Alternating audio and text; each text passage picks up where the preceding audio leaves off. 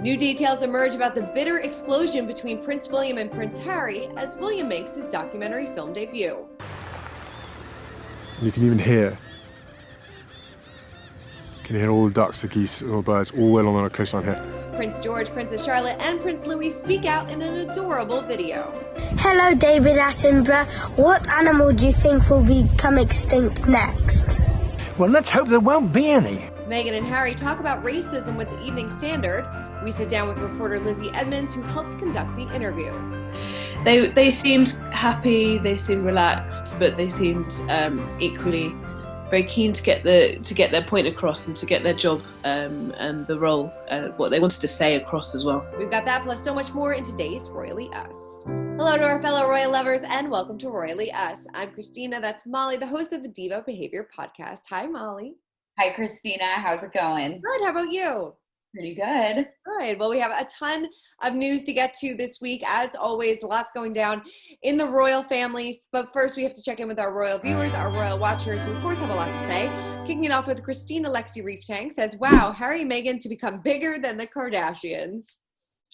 Well, they might be already. I don't know. Yeah, I think they're definitely bigger on the world stage than the Kardashians. But I mean, if we're going to see a line of Spanx from them or something like that, that is still yet to occur. Don't see that coming down the pipeline anytime soon, but who knows? Stranger things have happened. Christina Meghan says the actresses playing Princess Diana and Margaret Thatcher do not look anything like Diana or Margaret. Maybe not in real life, but once they get into character, I feel like they do. Yeah, I agree. I think the only real issue they're going to have is the wigs, because those 80s wigs are very hard to nail. So when we see them in motion, that's when we'll be able to tell whether or not they got it right. Totally. That's when we see if they pass the test. Last one says, Claudia, what the hell are you two talking about? Neither Harry nor Meghan endorsed voting for Trump. We never said that they've endorsed voting for Trump. They never endorsed voting for anybody. They're just telling you to get out and vote. Well, technically they endorsed voting for whoever you want to vote for. Exactly. So I guess if you want to have the most pessimistic read possible, then you can say they endorsed voting for whoever you think. But yeah, they just said go out and vote. So just go out and vote. That's all that they're saying. That's all that we said. All right, moving on to our royal roundup, our royal news of the week. And we have to start out with Prince William, who made his documentary film debut in the brand new film, Prince William, A Planet for Us All. Take a look. And we'd love to come and show our children environments like this. You can impress George with your geography knowledge. Finally, my geography chat about terminal moraines is useful. I've been given ridicule about it for years, and now I can actually talk to professors about it. And he's like, oh, you know what a moraine is? That's good news. So yeah, this just aired this week over in the UK, and it got a lot of buzz. A lot of people are talking about it. Yeah, they just showed so much footage of William. It was like a real look into what he's like as a person. We saw him interacting with little kids. We saw him interacting with rhinos. It was really just an interesting look at his personality and what he's like. It really was. They were following him around for 2 years. Of course, this is all about climate change and how he really wants to make a difference and make an impact, because he said, when my kids in 20 years from now, we don't want them to having to deal with these huge climate issues. So he's really kind of hitting the ground and making a difference.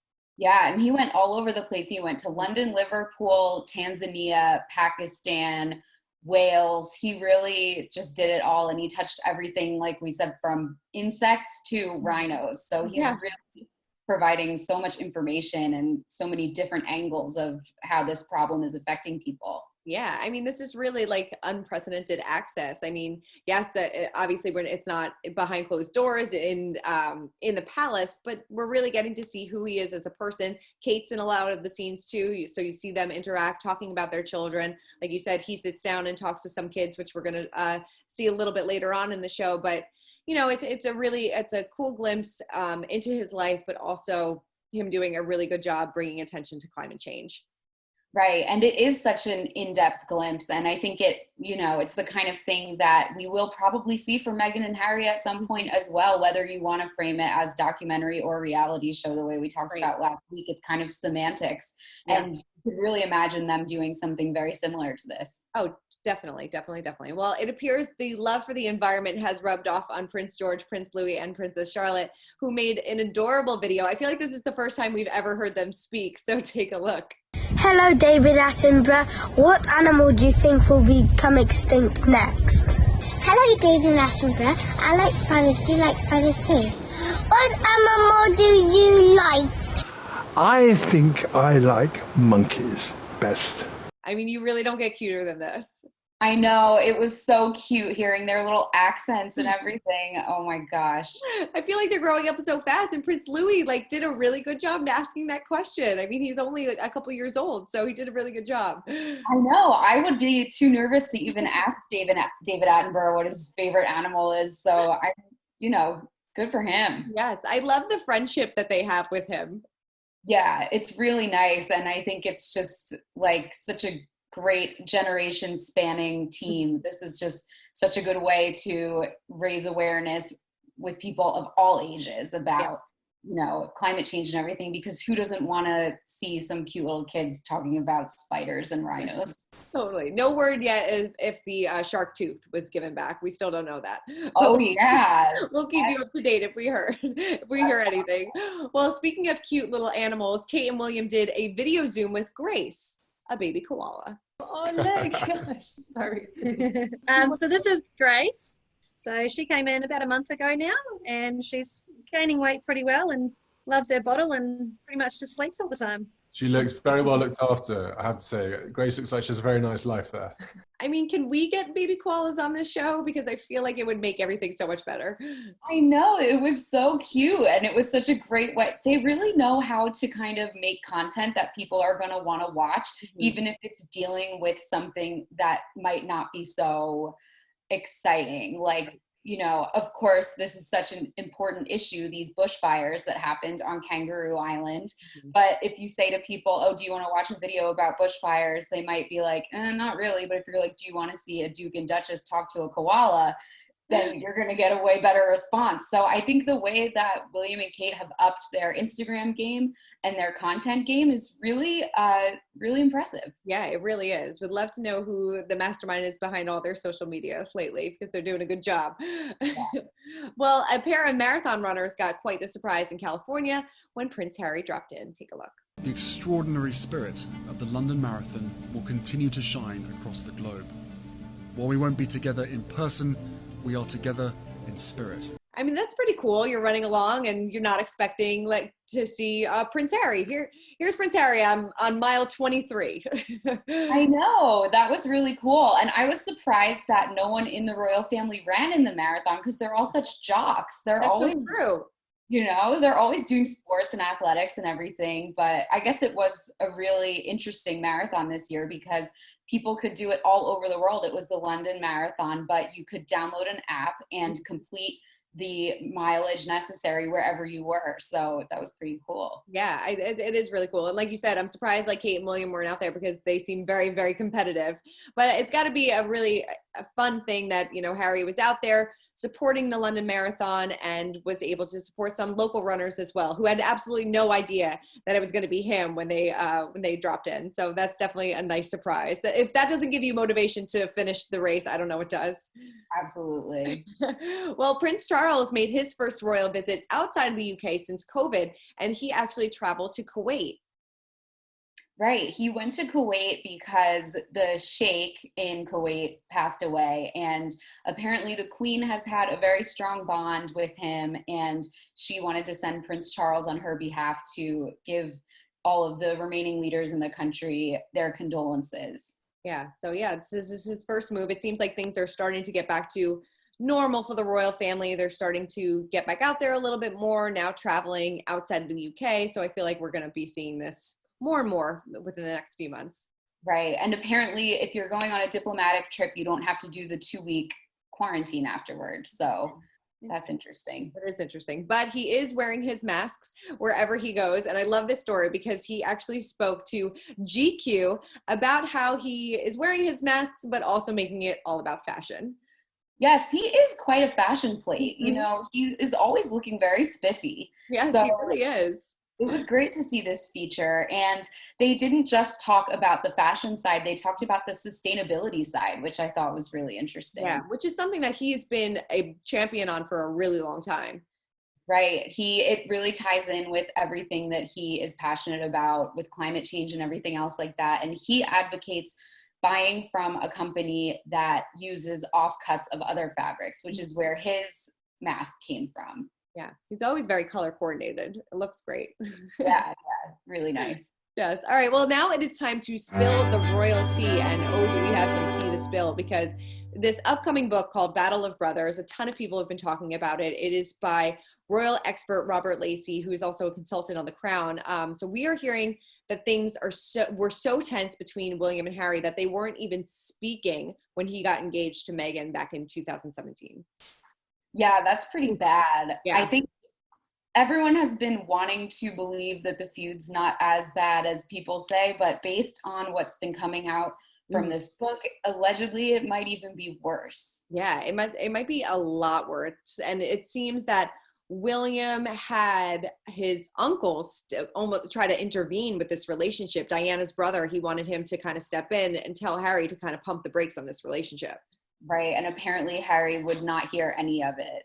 Not having that at all. And I don't blame him. I mean, he's in love at the time, and he probably didn't want anybody to stand in his way. He's like, I'm in my 30s. I know what I want, and you guys aren't here to stop me. So, and we're also learning more about this big Sandringham summit. So this was right after Harry announced that they were stepping back from the royal family. They called this emergency meeting, and things apparently went down.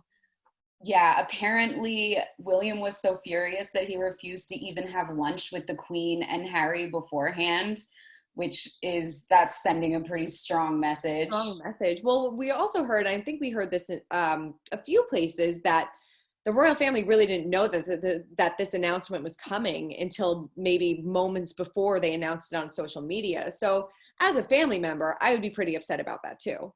Yeah, I have never had anything that high stakes go on in my family, but I can't imagine. Well, the book also suggests that Harry and Meghan also did some things behind the palace back, right? Right. So we all remember when they filed for all those trademarks for the Sussex royal name. And, there were two sides to that story. I guess some people said, what's the big deal? Of course, They should be protecting their trademark. And the other side said, okay, but they're trademarking so many things. And one of the most controversial things was that they were trademarking the concept of doing group therapy under the Sussex royal name. That was interesting.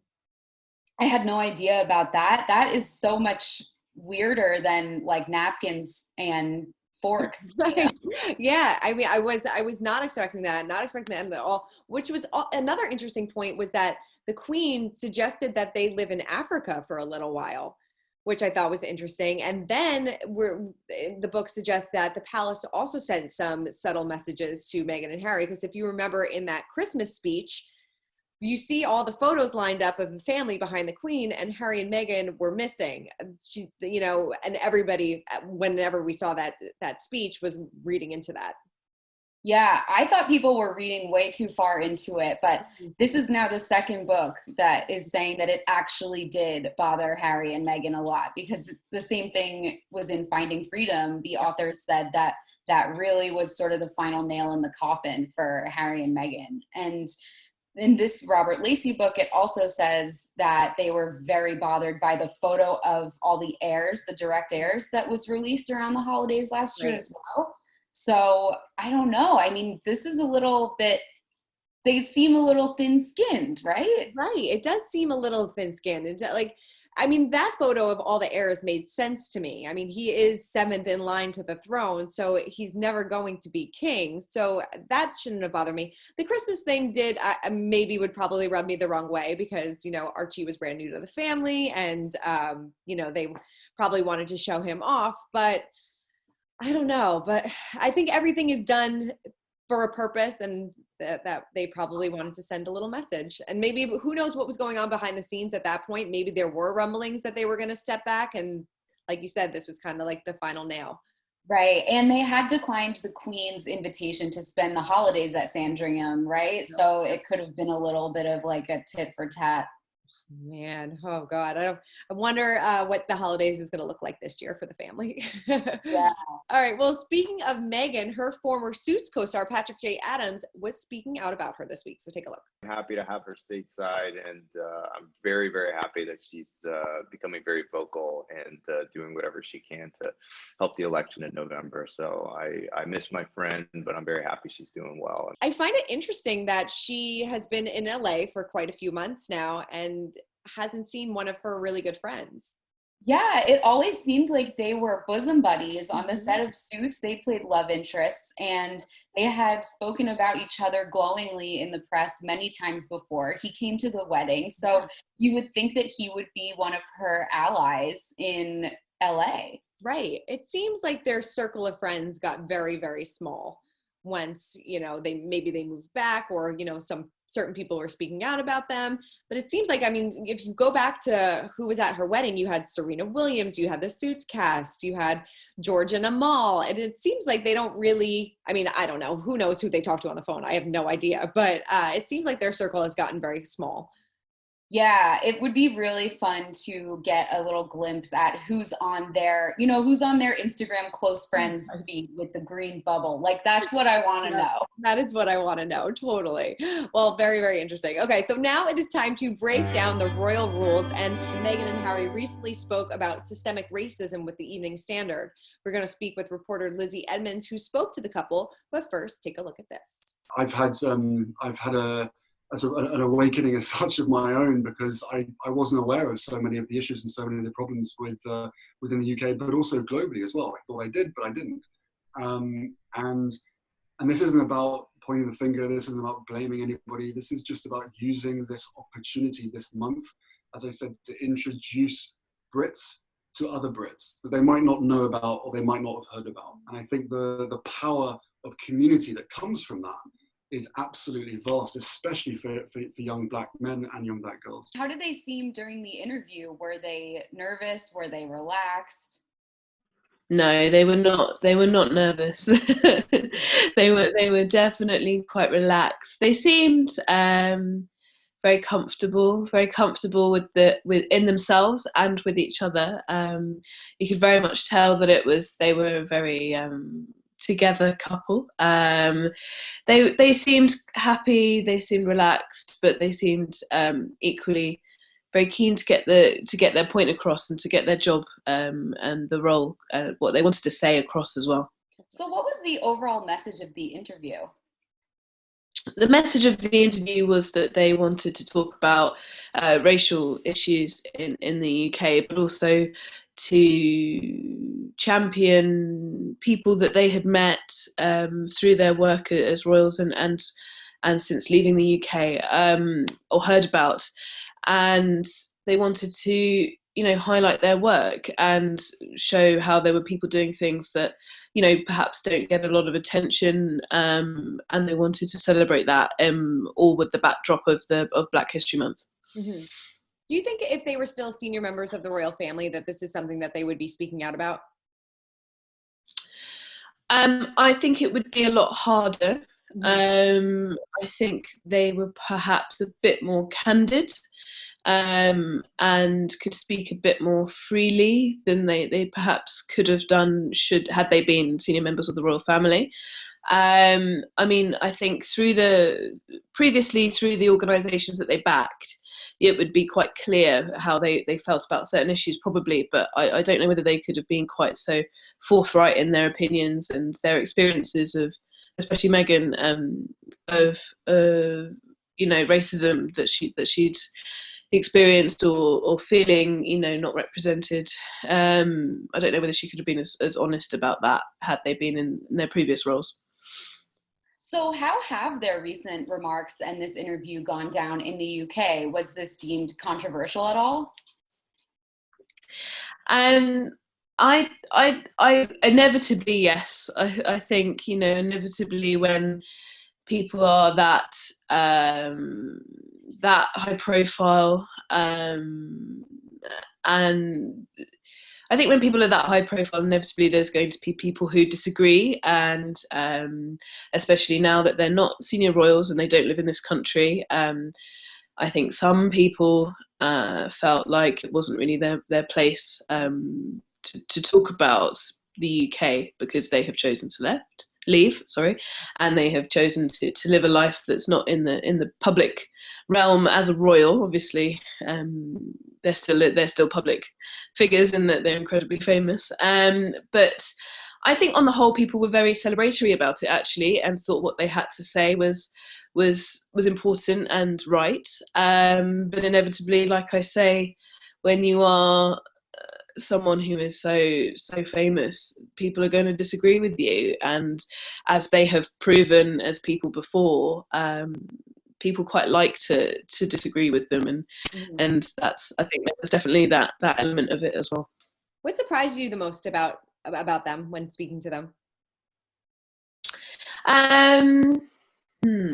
Good question. I think, and I mean, having never met them before, they did seem like a very happy, very together, very coupley couple, which I think, when you see pictures of them, it's evident, they're very together, but it seemed really genuine, and I think they just seemed very genuine. I think that was the big, and that sounds perhaps a bit harsh to say that they wouldn't, but they were a very genuine and lovely couple. And sometimes when you see people in the media, you don't always know if that's the case. Mm-hmm. Very true. What did they say about their life as a family of 3 in California? They said that Archie was growing up fast and was a handful, which was quite sweet. I think a lot of people want to know a lot about that little boy. They said he was running around and keeping them on their toes a lot, which I think parents of toddlers will recognise.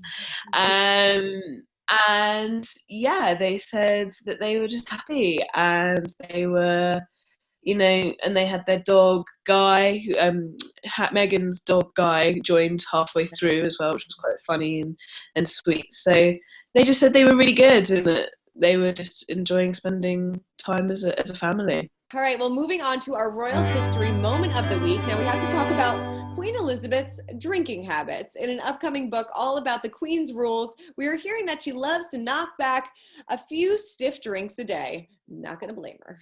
Quite a few. Yeah. She likes to have a morning gin. Good for her. Yeah, can't say I've never been there myself. Right. The rumor is that this is a daily thing. She has a gin and Dubonnet with lemon and ice before lunch, a white wine with lunch, and a dry martini and a glass of champagne at night. Get it, girl. Do you? And she is incredibly healthy. And yeah, I mean, I feel at 94 years old, you can do whatever you want. Yeah, definitely. She's definitely earned that right. He really has. I love the story in this book about there was a royal staffer that partaked a little too hard in some drinking, and she was totally okay with it. Yes, she apparently found this staffer passed out at the foot of the stairs, and she just looked at him and said, "Would someone please come and pick Frank up? I think he's a little under the weather." I love that. I love that. Kept his job, and I'm sure he got the day to nurse his hangover.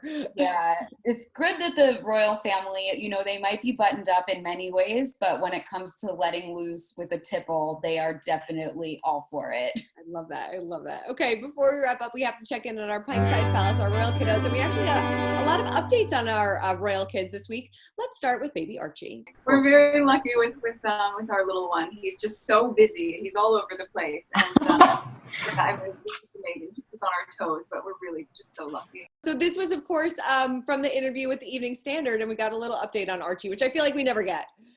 I know. Anytime we get a little crumb of information, it's very exciting. It is very exciting. Well, he's 17 months now, so he's got to be running around that house like crazy. I'm sure he's got a lot of room to run. Right. They said he's all over the place. Yeah, so. I'm sure. As somebody who also has a 17-month-old, it never stops.